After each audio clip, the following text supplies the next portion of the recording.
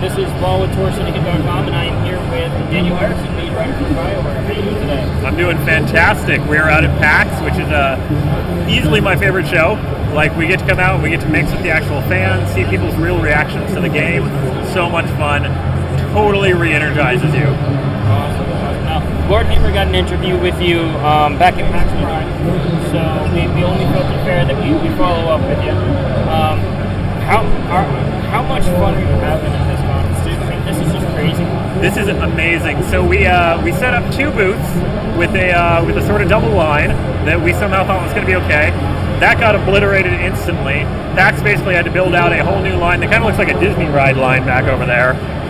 We've pretty much within the first hour, we've ended up being booked out for the entire hour of everything. Like, for all the show, we have to tell people, hey, if you're not in line now, you're not going to play. So yeah, I did hear a few minutes ago somebody came up and asked where the end of the line was, and they said that the line is closed for the day. So, yeah. So that's really crazy. Now, we were one of the first groups to do Terra 5 this morning. Did you earn that hat? We earned that hat. Okay, ladies and gentlemen, let's be clear. This hat means he is one of the very, very few people who beat Terra 5, so you cannot doubt his cred.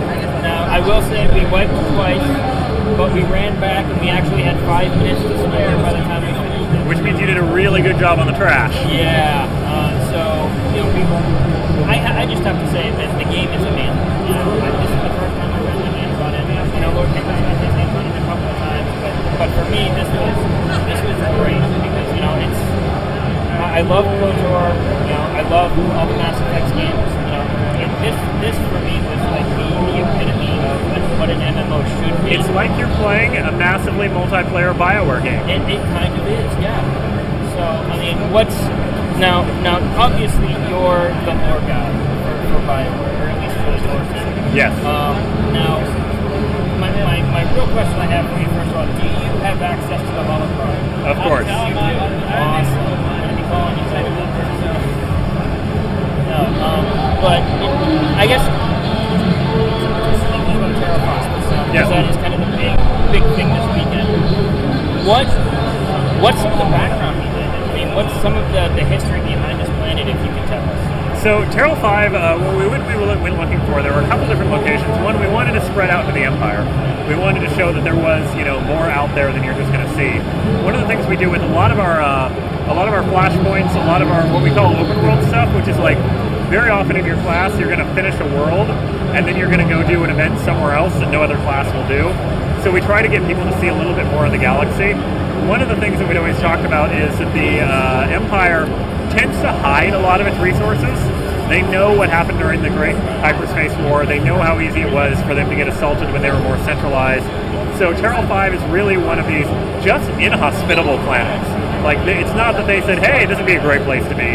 They said, hey, if we're going to hide a top secret research team, if we're going to hide a group of people that we don't ever want anybody to be getting, this is where we're going to put them. Now, this actual is the first flashpoint. So when they talk about the Jedi prisoner, you're not getting the Jedi prisoner in this thing. So you remember you had that whole thing about the Jedi prisoner, and they said, now go get the Greek computer.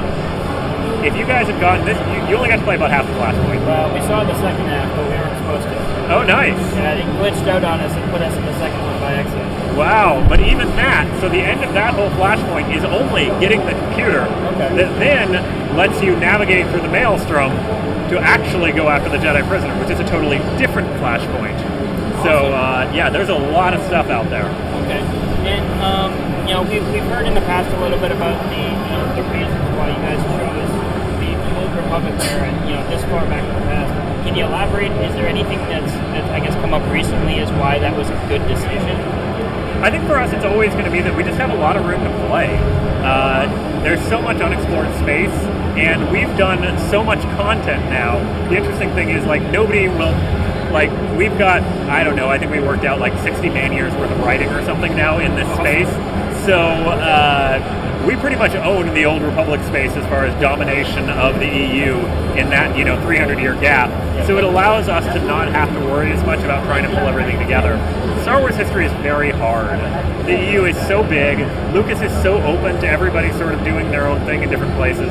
So we get to bring all that stuff together that's behind us and try to make it come together and make some sense in our game.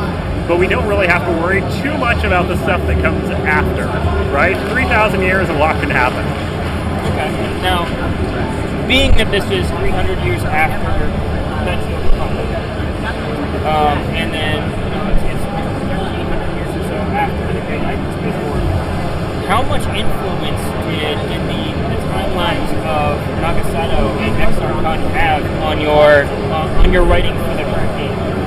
It's kind of an interesting one, and this is where I'm going to have to get a little ambiguous. So we've got 1,000 pages of backstory and history that is not necessarily in the game, but all the writers have to read and know when they're developing the game.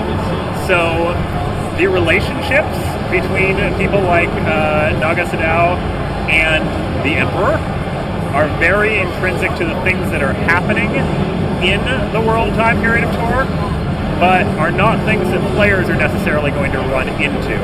These are some of the larger secrets. Yes, I did just confirm Nagasadao is not the Emperor.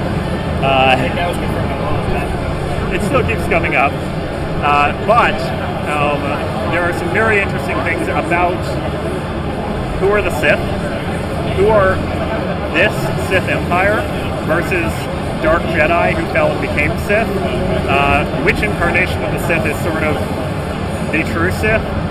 There are people in our game that are called purebloods that are anything but. They are the last sort of hybrid who still show Sith blood. Where are the actual full Sith? Are they still out there? Right? What's going on with, like, these are all things that we've developed and we've held. Some of these things we explore, some of these things we don't, but all of them have to be known by the writers because we have to make sure that later nothing conflicts with where we're going. Gotcha. And is there any chance that we will see any of that kind of come to light in the game? It really depends on what class you play. Okay. There are some classes that are very, very interested in Sith history and in the true secret powers of the Sith, and some that are just shooting people with missiles. Awesome. Well, Daniel, I want to thank you so much for taking the time. I know you're busy. We know that this is as hectic as anything today, so we just want to really take the time to thank you and thank everybody else for making this possible. Absolutely. Thank you, sir.